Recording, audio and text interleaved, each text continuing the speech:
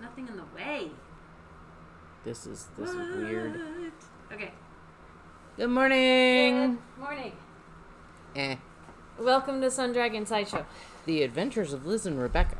And today is going to be brief because it's the first day of the yarn crawl. So, hi, I'm Rebecca. I'm the owner of Sun Dragon Art Fiber in wet and messy, but hopefully clearing up Brevard, North Carolina. I'm Liz. I'm the minion there. She's got new hair. I do. This is your crawl hair, right? My crawl hair, yes. Yeah, so we came in early. It's 8:30-ish right now, and so we're filming early because we have a lot to do and came in early to get it all done, and time is already slipping away. This is me in stress mode. Any different than regular mode? Probably not. Just a little more heightened, right? So, okay, so look at the table. Oh, I cleaned the table, and there's still crud on the table. Look at this. Look at this. This is like the yearly cleaning of the table. It feels very naked. We have a visiting fiber artist today, and just in case she can't set up outside because it's raining, which it is right now, which it might not be later, but it is right now. To have a sheltered spot inside, she gets the table. I'm gonna try to see if I have enough room to put the giveaways up on the winding station so she can have as much space as possible, and yeah, lots of last minute things to do. So anyway. Not that we're panic stricken or anything. Well, you're not panic stricken. If you I'm are, still you're trying hiding to it wake well. up. I've been panic stricken for days now, and my therapist is trying to help me with that, and thanks for trying. Here's to hoping we have a good crawl, even if the weather is sucky and there's no parking on Main Street, and I could go on. So I think we will. The rain is supposed to clear up, like between 9 and 10. She's saying this. She's just trying to calm me down. Yeah, but it's not going to work. I know, but I just have to say it out loud because I always hope that saying something out loud will eventually sink. It's like sinking through quicksand, like it sinks right out the other side. But she tries. It's lovely. It's really nice. I think I'm gonna have to wipe the table down again when we're done. Okay, so I could show off my hair and my dresses, and I didn't even I redid my hair this weekend and pockets on my dress. But the dresses are for this week, right? Yeah, I still have my keys on. Is that a problem? No, not really, but kind of. So, new dress series. Okay, explain both the dress and the hair. So, this week, our theme for the crawl is the mountains are calling. So, because we're in the mountains of Western North Carolina. Yeah. So, as I was surfing for a mountain dress, I found an entire collection called the Blue Ridge Mountains. I'm just moving that so people can see your dress. Okay. And it's all mountainy. Like there's woods. Or wood. Woodland creatures. Woodland creatures. Lots of trees. Berries. And I put my pockets on this morning because this dress wasn't going to be able to, pin up like normal. And then for my hair, I wanted to use Yarn Baby's The Mountains Are Calling and all of her other ones. And so... Oops. You've got I See Mountains Are Calling and all your zombie yarn is trying to they're go with all you. in there, and they super pop against the black.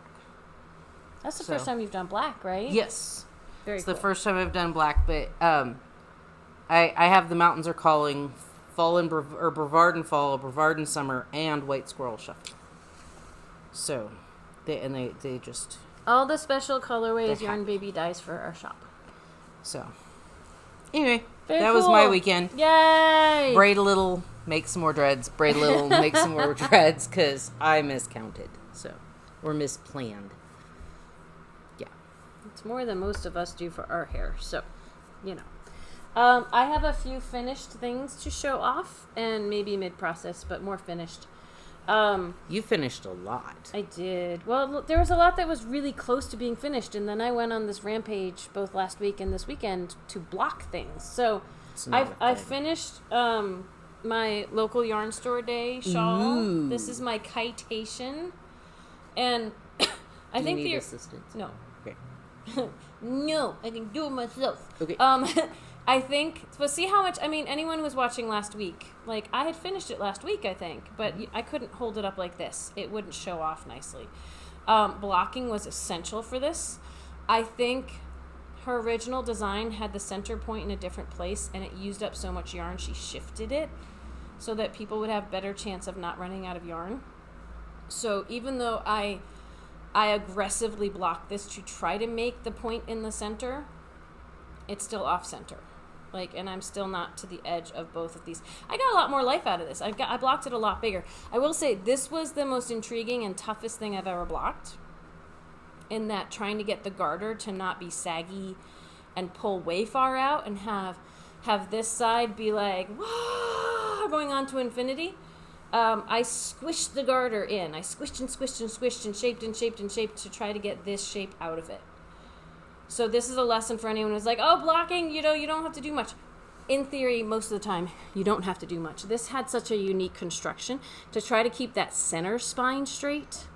Like, it doesn't go straight, but to try to keep it going straight with my attempt to make it a better size was really challenging. But fun, but really challenging. So, it looks fantastic. one skein of Mountains Are Calling and White Squirrel Shuffle from Yarn Baby. So that is one thing that I finished and blocked.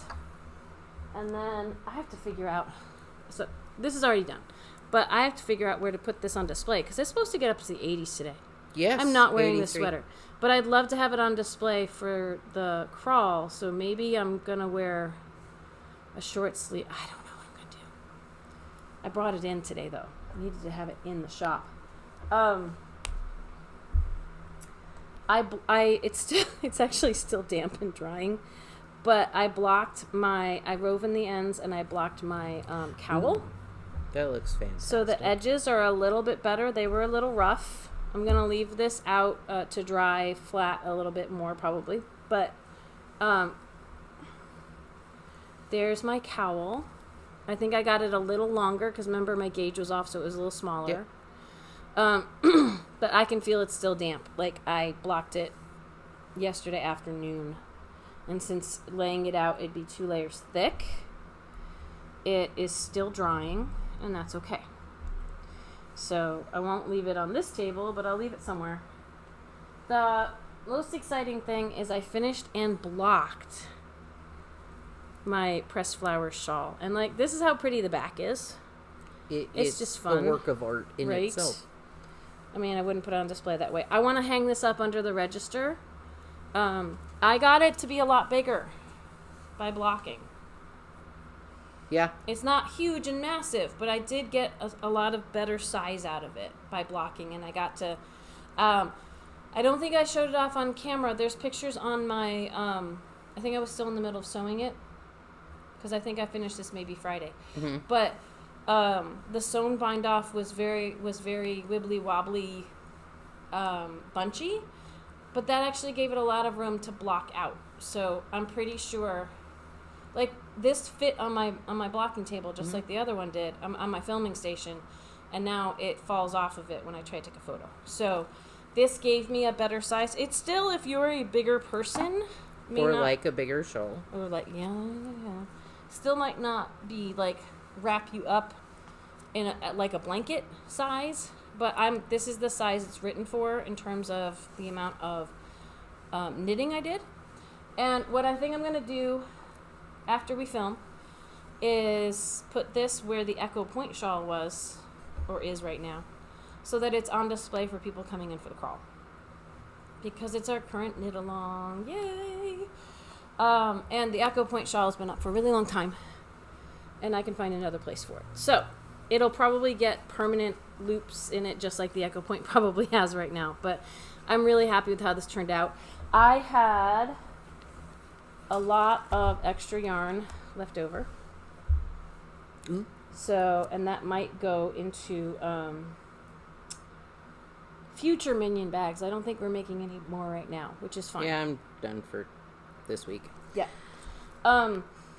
Someone mentioned on our last video, or one of our last videos, about instead of the Minion bags, like weighing out what we had left and marking it at what that percentage of what the whole skein would be, because some people might need things for the end of their projects and things like that. In theory, that's a very good idea. The amount of work that like would go into that is probably comparable to the amount of work you do now. Yeah. I would also be concerned about, like, I will file that away as an idea to think about for the future. And I would be concerned about dye lots and things, because by the time I'm done with the project, I've lost the tags to know what dye lot it was. I saw a yarn shop. There are pros and cons. That did, like, hey, these are all the partial balls left over, and it was, you know, a couple of bucks for this and a couple of bucks for that, and it's kind of easier to break them up and do minion bags, even though people are like, I don't like surprises.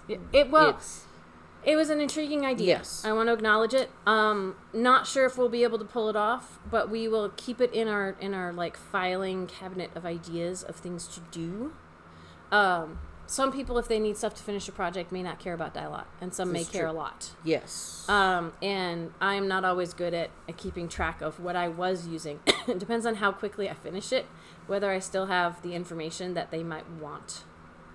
And little scrappies, some people may love little scrappies. We tried little scrappies of like breaking up leftovers from our white squirrel kits for friendship bracelets, and it didn't really fly. But that doesn't mean that all options like that won't fly. It's just it's difficult potentially too, because a future idea.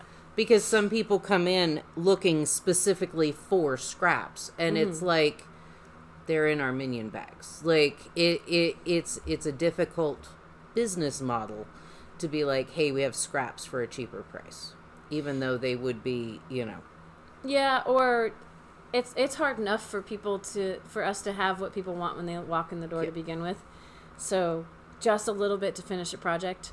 I like it in theory.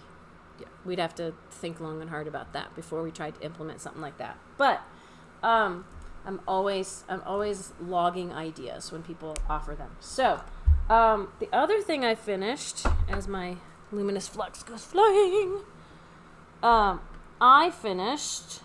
Oh, look. Zombie yarn. There you go. Oh, thank you. I finished my blanket. I said, you know what? I just have that one stripe and that little bit left on my Chevron baby blanket. So here it is. And it's kind of teeny tiny, in my opinion. Like, it's good, but I feel teeny tiny. But it's, you know. It's depending on how you measure it, it's 30 inches across, or, like, if I stretch it, it's 40 inches across. It's close to a crib-size blanket. Okay. I haven't blocked it. I don't know if I'm going to. Just block with wear. It always amazes me how people are like, I'm making children's blankets and they need to be twin size or like the bigger. 3 feet by 4 feet that I throw out at people, and they're like, okay. I'm like, this is not 3 feet by 4 feet, but I feel like this is plenty big. I mean, when you consider a baby is only going to take up that much. This is 2.5 feet by maybe 3 feet. And with the weight of it, it might stretch out a little bit. But these are the two colors of... You hold those for me? Yep. Those are the two colors I did not end up putting in this blanket. I think it would have been so adorable with those colors, but I stopped where I stopped. And I'm trying to make peace with that. But it's the Chevron baby blanket by Espace Tricot with chunky yarn instead of worsted on a size 10 needle. And I think someone was saying on Instagram that, they could turn that into an Afghan. Absolutely. Like this, you could totally extrapolate and make this into more of like a throw or a blanket for a couch or something like that. So. You could do it in a solid color or just a couple of colors and make the zigzags however big. I had a bunch of my third skein left.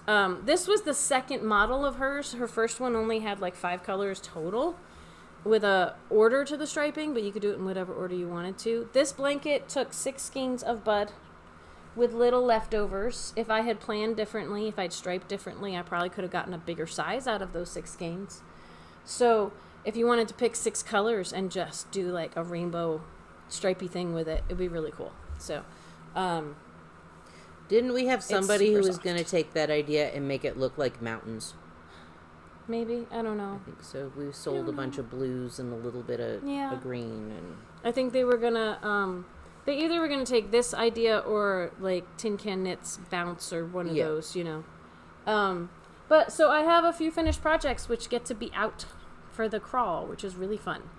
So, and I'm still an anxious hot mess. So I know. we may wait. Oh.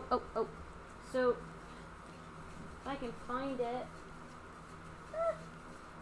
just to show off an unfinished project that I picked back up again. All the fun of mosaic, but not pressed flowers. I got a little more progress done on my room with a view because I knit on that yesterday.